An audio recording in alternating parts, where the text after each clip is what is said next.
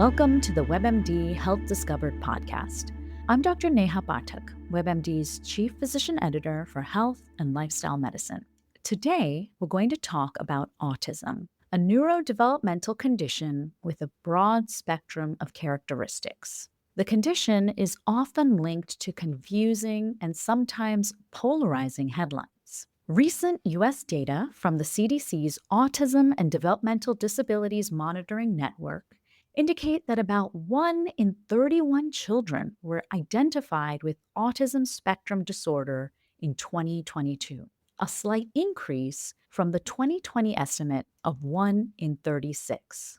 For all its visibility and presence in mainstream conversation, basic questions about autism still cause confusion among parents, caregivers, and even clinicians. Questions like, what causes autism? What role do genetics, prenatal factors, and better screening play? Why do vaccines continue to be part of the discussion contrary to all the scientific evidence? Why are autism diagnoses rising? How early can we spot the signs? And does a late diagnosis change what support is possible? Why do some people with autism thrive while others need round the clock care? We'll also explore life after a diagnosis, where parents can turn to for state funded early intervention services, how occupational and speech therapy build on a child's strengths, and why caregiver burnout is real and preventable with respite programs and peer support. Whether you're a parent noticing subtle differences while observing your child, a teacher puzzling over a student's behavior, or an adult wondering if you might be on the spectrum, this conversation offers practical steps, credible resources, and a reminder that meeting each person where they are is the first tool of truly compassionate care. Joining me today to explore this topic are two incredible guests. My first guest is Dr. Suma Jacob. Dr. Jacob is a distinguished child, adolescent, adult psychiatrist, as well as a neuroscientist who's widely recognized for her research in neuroendocrinology and neurodevelopmental disorders across the lifespan. Welcome to the WebMD Health Discovered podcast. Wonderful to be here, Neha. Thank you so much for taking some time to have this really important conversation. And before we jump into our topic, I'd love to ask about your own personal health discovery, whether it's your research or the work that you do with patients. What was your aha moment when it comes to autism and the research that you do? One of the most impressive things that I learned and remember to this day comes with experiences as a clinician and with children that I've known, which is it takes a lot more effort to improve a weakness than to amplify or leverage a strength or window of openness with kids that have neurodevelopmental challenges. And I can give you a quick example. Parents were having trouble helping a child learn to read in order to use assisted technology to communicate. And they figured out that when their child was jumping on a trampoline, if they put the words on the wall, that they quickly learned to sight read. And it was a way of finding a space when they were happy or having fun or something they loved to do and pairing it with learning. So that's something that I always carry with me. That's really a powerful anecdote. So thank you so much for sharing that. Can you help us define autism or autism spectrum disorder? It is a neurodevelopmental condition, meaning that it starts very, very early in life. And it relates to persistent challenges in social communication and interaction, along with repetitive patterns of behavior, restricted interests, or activities that someone wants to do most of the time or almost all of the time. It's considered a spectrum because of the severity and specific characteristics of autism. And this can vary very widely. And that breadth of the characteristics and what shows up with severity is the reason that it really needs to be on a spectrum. Some people say when you've met one person with autism, you've met one person with autism. I'd love to dig into that piece a little bit more, the spectrum piece of it and the variability across the spectrum. Can you talk to us a little bit about what that range can look like? One of the ways I look at it because of my training and development is autism can present or be diagnosed very, very early and up in through adulthood, and even some people in their older age. And part of that variability is if an individual cannot verbally speak or communicate, can also have intellectual disabilities or challenges, to individuals where they're verbally fluent, don't have intellectual challenges or intellectual strengths. That can be picked up at any time in life. And so you can have people that are incredibly successful, brilliant computer scientists and business people, to individuals who need full time care and assistance with caregivers, and that full range of life to life daily function is seen in something like autism spectrum. Given the wide range of presentations that you've described, then the question is, are there unifying pieces that allow you to consider someone that you're going to diagnose with autism as being somewhere along on that spectrum? Yes, so there is unifying language in terms of social communication, and our social communication can be verbal or nonverbal. So, picking up nonverbal cues, noticing when others are subtle differences in their communication about what they want to do, could be on a wide range of abilities.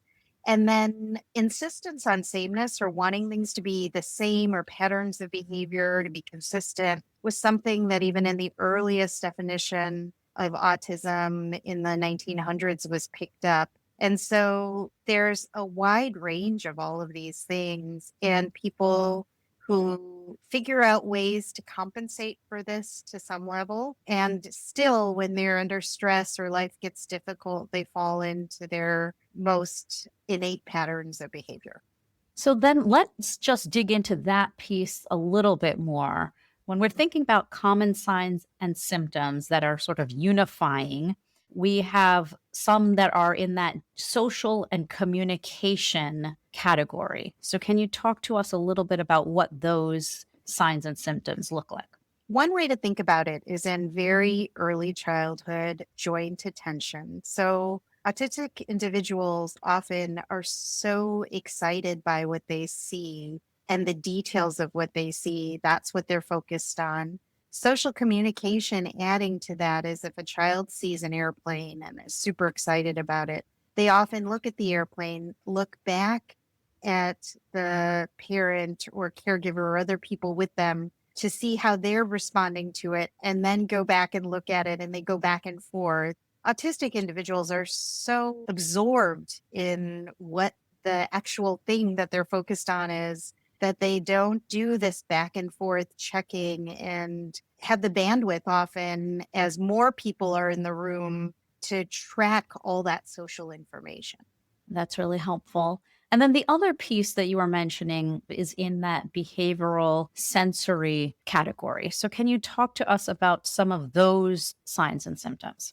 So some of those is incredible nuance and detail in picking up sensory information. For example, the overhead fluorescent lights, hearing that at all times, texture, how things feel, having that really be in the foreground rather than the background, and often can lead to discomfort or focus on wanting things to be a certain way so it doesn't create discomfort. Routines are like that, wanting to go the same way so it's predictable instead of all the stress that comes when unpredictable things show up. But there are lots of things. And even if it's something you love doing, wanting to know it's there and that you could do it in the way you want to do it without other people interrupting you. Really helpful. So, then if someone is concerned, how early in a child's development would you start noticing these patterns? I think you can notice some of these patterns very early. The challenging things are in development. there are different phases of what infants or young children are mastering. So babies are, it's arousal and then slowly back and forth, motor, physical, all these changes. So often caregivers can pick up something atypical. And traditionally, clinicians always give a wide range of individual differences. Some kids are late on certain developmental milestones. So that's what clinicians were like, don't worry, we'll see. But over time, we've noticed that certain kids or children or even infants, when they lag in looking and communicating and smiling and cooing and back and forth, the kind of baby talk that caregivers have, those kind of things can be picked up fairly early. And parents should go to their pediatrician or clinicians. But universally, a lot of parents later with children with neurodevelopmental syndromes, some even genetically identified with more severe developmental delays, they even say that it takes a long time to figure it out because clinicians and pediatricians often want to track and see how things are. But I think parents or caregivers should work with professionals and keep being persistent if they have a gut feeling something is off or not the way that they see other kids. Often parents with their first child really struggle with this because once they have more than one child, they remember they have an anchor to compare. And so that's another piece of working with professionals or keeping an eye on the playground if something looks atypical.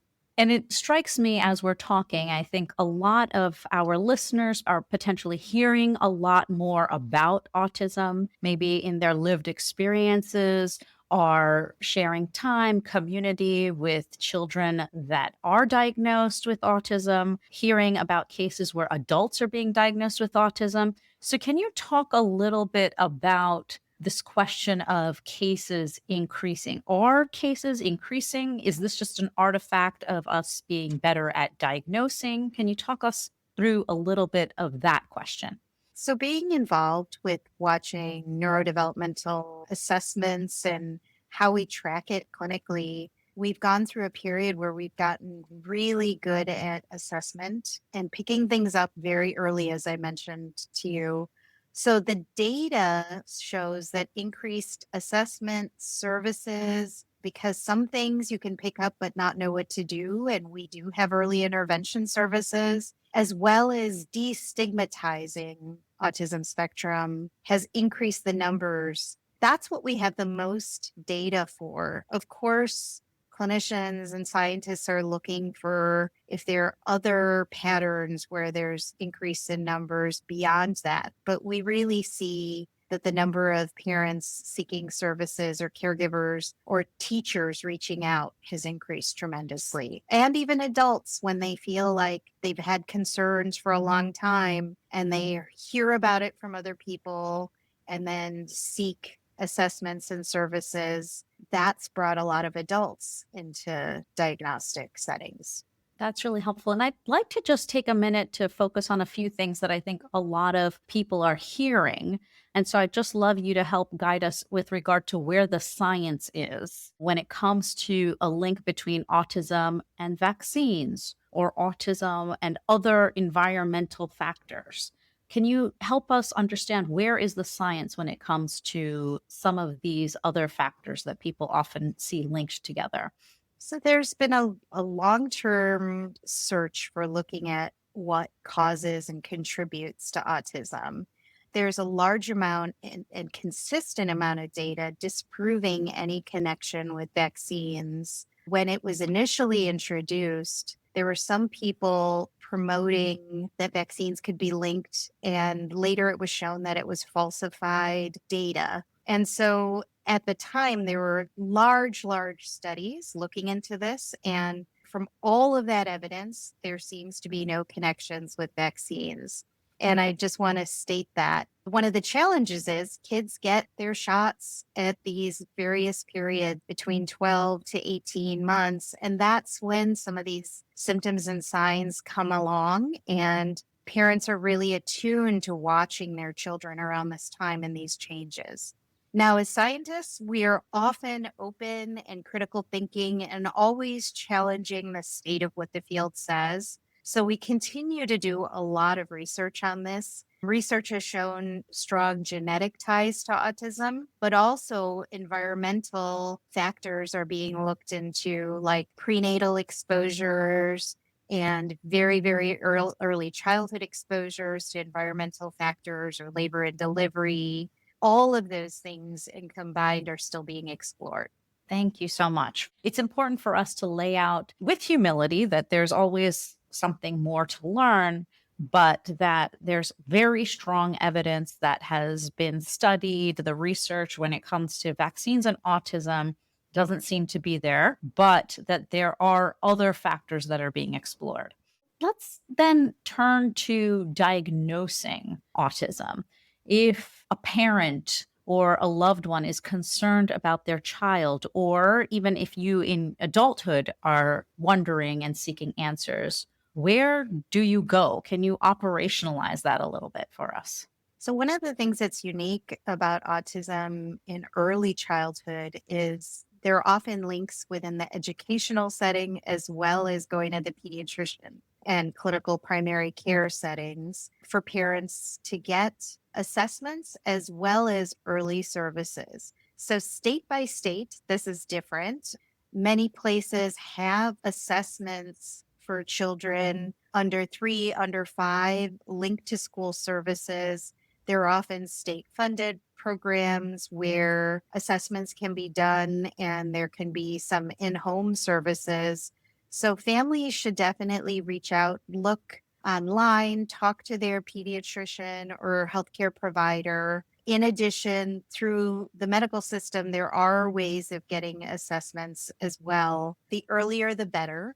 Adults who are interested in learning more, there are fewer resources because the education resources cap at, the early 20s. And then adults often need to work with their physician or clinical psychologists or therapists or other folks that can help them look for someone who will do appropriate testing and assessment for adults and help them see what it is. There are other things like ADHD, anxiety, many other kind of neurodevelopmental disorders as well, learning differences that can overlap or look like autism spectrum. So working with a professional with this is really helpful. That's really, really important information. And I'm kind of curious about something that I think might be two sides of the same coin. You mentioned this earlier. So there has been a lot of destigmatizing around autism diagnosis. And at the same time, that this is a spectrum of behavior. So, in some ways, how do you think about whether or not we're medicalizing a spectrum of behavior that might not have been thought of as autism? I was thinking about the pros and cons of using the medical system. Almost all the things that we have, like hypertension or even things like substance use or substance disorders, or however you frame it, have spectrums. Autism was one of the first that really highlighted the spectrum element. But there's so many things where you can have a range of signs and symptoms, and really, when it crosses over into the medical system is when it's really impairing function or decreasing quality of life or creating a lot of suffering for the individual or family members. And at that point, the medical system can offer a range of treatments, interventions, or help in figuring out what to do next. There are many people that have certain conditions that figure out ways to work around it, and it isn't impacting their lives in a way that they can't live the quality of life they want to live. And that's sort of the other range of when you think of something at a full spectrum. It's something like people at risk for diabetes could control their risk by diet, exercise, so many things. But at some point, the data in terms of their blood labs or how they're physically functioning may mean that they need to do something more and work with a professional. And so, in some ways, I think that that's with all spectrum of healthcare, both mental health as well as physical health. That's sort of the frame. I see it as a pro and helpful, and sometimes in destigmatizing things that are diseases and disorders. People always feel like there's something wrong with them. And many things, there are both positive and negative outcomes of any of the challenges we have. I love that frame. I think it's, as a primary care provider, really interesting. And when it comes to something like diabetes or high blood pressure, we're monitoring as early as we can so that we can intervene as early as we can. And you mentioned early intervention as well as an important piece of caring for someone with autism, particularly as it relates to when it's impacting your daily activities or your quality of life.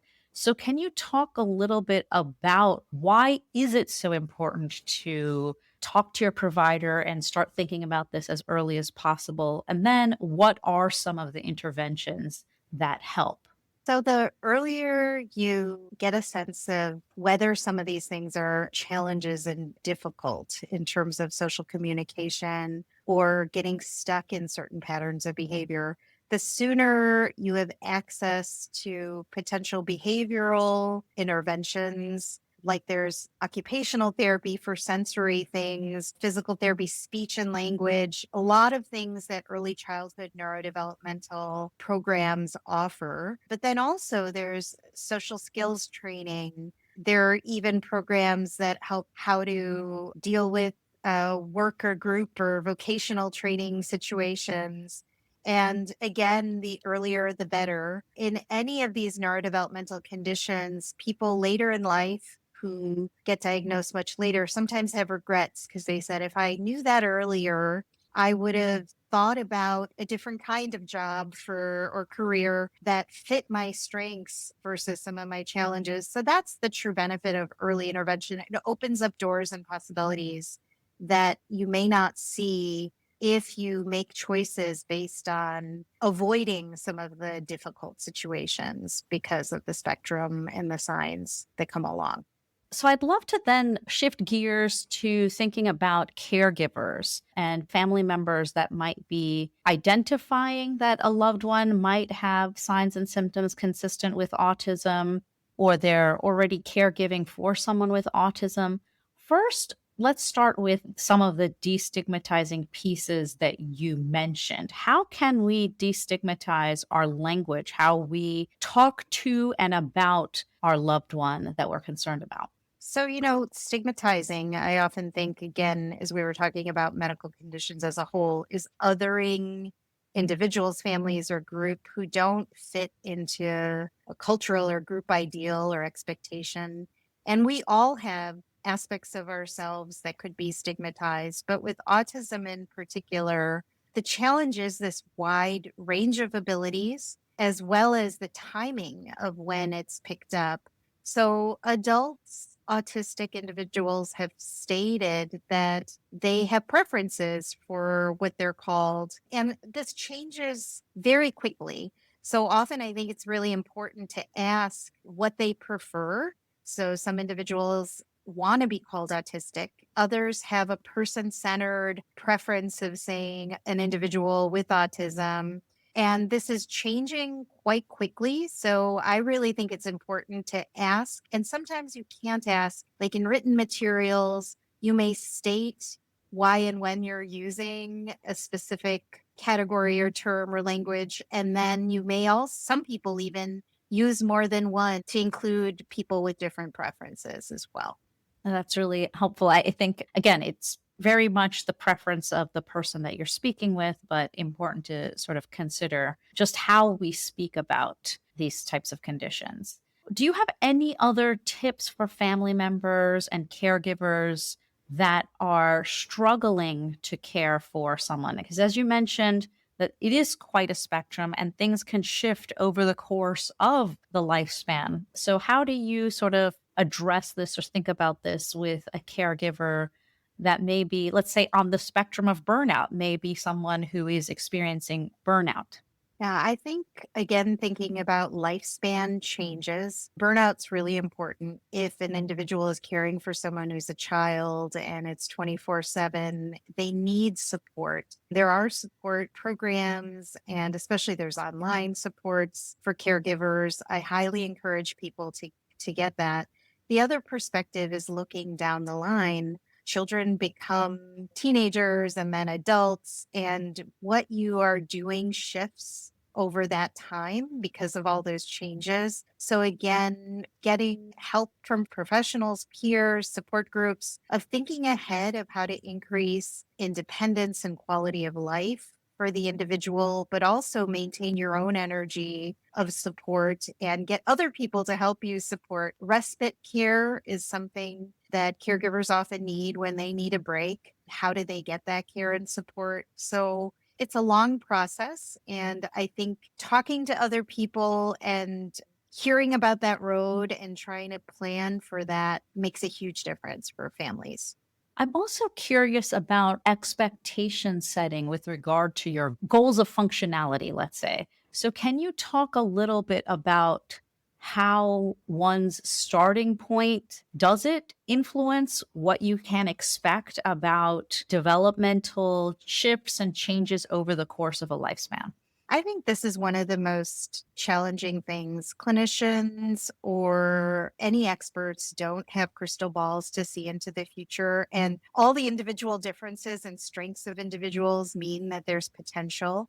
So there are certain things like basic care that people can be very creative in how to teach kids. In some ways, the fun thing about early intervention is there's more plasticity or flexibility in learning when you're younger. And so I want families and caregivers to be open to try new things, but also accepting the autistic individual with where they are is also so important because that other piece of seeing them as whole, unique, special individuals is essential. So it's a tight balance between offering things for potential as well as doing the best you can to support them for who they are. For anyone listening today, do you have any advice that they can take and start incorporating into their lives today if they're concerned about a loved one that may be showing signs and symptoms of autism? I think it's important to seek resources and learn from what is available with the community, but also be patient with that individual because they need to have the motivation to want to learn more, to seek information, and to get help. So, again, this varies greatly if you're working with someone who's an adult versus a child. With children, you often try to put them in environments where they can thrive. And that's sort of what I encourage parents to do. With adults, you often have to meet them where they are and work with them step by what motivates them, what they want to get out of it. And that's sometimes being more patient and being a supporter alongside the adult is important.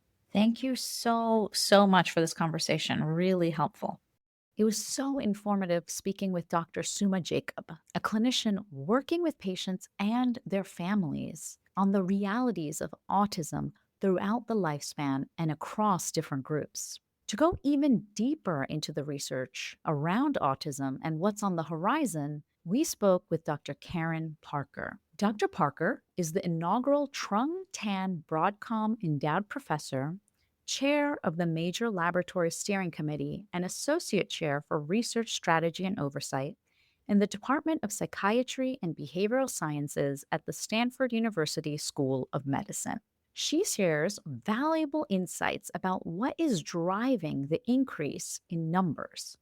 Let's hear what she has to say about the rising prevalence. Some of the things that I see as a researcher that we certainly have improved recognition and screening, right? So pediatricians are now really robustly trained to recognize autism. Teachers recognize autism. There's been better public education and awareness campaigns and media coverage. And autism was also redefined to include a broader range of individuals with milder symptoms. So that also increases the diagnostic numbers. There's better access to services. So families and care providers may be motivated to go and seek that diagnosis. The cost of genetic screening have come down a lot. So more people are identified with these autism susceptibility genes, which can then yield an autism diagnosis. And a couple other things are that girls have historically gone undiagnosed. So there was a JAMA paper last fall showing that there was a 300% increase in the past decade of girls being diagnosed. I think there's also a greater awareness that girls can present differently in terms of behavioral symptoms. One of my favorite analogies that a clinician once told me is that when boys line up trains, everyone thinks, oh my gosh, autism. But when a girl lines up dolls, it's a tea party. And so there really needs to be a better sense about how symptoms could present differently in boys and girls. And I think that's beginning to be very recognized. And then also there's an increase in diagnosis in underserved communities. So in that same JAMA study, there was an increase in autism diagnoses in Hispanic populations by about 300%. And that also increased in other underserved communities. And then there's other things like advanced parental age. So people are able to have children later in life, but that's also associated with increased autism risk, as well as preterm birth. So those are, I think, a bunch of the different reasons driving this increase in the numbers. A couple weeks ago, the CDC just came out with a new statistic that there's 1 in 31 children in the US are now diagnosed with autism. So, Dr. Parker, how close are we to identifying reliable biological indicators that could eventually assist in diagnosing autism? I think we're getting pretty close. There's a variety of different groups working on this across the world. And so the big issue is really how do we bridge that gap between academic science, where the vast majority of this work happens, into commercializing these sorts of diagnostic solutions. And I think that's where we are with a lot of these different more basic science diagnostic studies going on now. We're getting close, getting it out of the lab and into the world.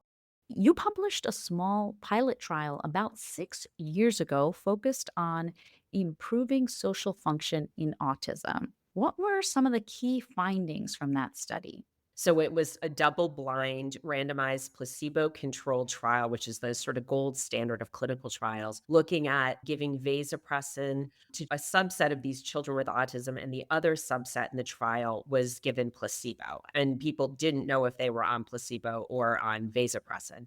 And what we showed in this trial was that vasopressin improves social functioning after 4 weeks of treatment. And we used different outcome measures. So parents saw the improvement, clinician evaluation showed improvement, and even the children themselves performing lab based tests of socio emotional functioning also showed this improvement. And then in a subset of kids in the trial, we also showed that restricted repetitive behaviors were reduced and anxiety was also reduced. And because autism has these two core diagnostic features, so we were looking at social functioning, but we also saw that vasopressin reduced symptoms of the second core behavioral feature, repetitive behaviors. Vasopressin is important in mammalian social behavior, particularly for males. And when I got into doing this work, I was really interested in that because autism is male biased in prevalence. And so there was this work showing early on in a species called prairie voles that it was critical for social bond formation and also male parenting. And so after that, our lab did work looking at various animal models showing that vasopressin levels in cerebral spinal fluid were reduced in a monkey model. And then we translated this work to multiple cohorts of individuals with autism, showing that vasopressin was low in children with autism, that the lower your cerebral spinal fluid vasopressin concentrations, the greater your symptom severity. And then we published a small trial showing that in neonatal infants, many months to years before the behavioral symptoms of autism first manifest, vasopressin levels were already low, basically at birth in children with autism. Looking into the future, what are some of the biggest unanswered questions in autism research that you're most excited to explore? We already know that early intervention is critical. So we need to diagnose autism as early as possible for the existing therapies, which are behavioral, to be maximally beneficial. So the goal would be, can we, instead of diagnosing children at a mean age of 4, can we identify children that are at risk and get them into behavioral therapy when they're 12 months of age, for example? Thank you so much for being with us. Today's conversation clarifies that autism is neither a single presentation nor a childhood only condition. It's a condition on a spectrum that impacts lifelong neurodevelopmental milestones. We also addressed the rising prevalence, which in part reflects better screening, broader diagnostic criteria, and greater recognition in girls and previously underserved communities. Research continues to look at environmental exposures that might also play a part. The take home message is action oriented. Trust your gut if developmental milestones feel off. Press for a formal evaluation and start evidence based interventions like speech, occupational therapy, and social skills training as early as possible. For adults seeking answers, a comprehensive assessment can open doors to workplace accommodations, social coaching, and community support. Caregivers, remember that burnout is real. Build in respite time, connect with peer groups, and plan for each new life stage. Above all, focus on leveraging strengths, whether that's learning to read words while jumping on a trampoline or channeling a special interest into a fulfilling career later in life. Because amplifying what goes right often moves the needle farther than trying to fix every perceived weakness. Thank you so much for joining us. We hope these insights empower you to ask questions, seek resources, and celebrate every individual's unique pathway on the autism spectrum. To find out more information about our guests, please make sure to check out our show notes. Thank you so much for listening. Please take a moment to follow, rate, and review this podcast on your favorite listening platform. If you'd like to send me an email about topics you're interested in or questions for future guests, please send me a note at webmdpodcast@webmd.net. This is Dr. Neha Pathak for the WebMD Health Discovered podcast.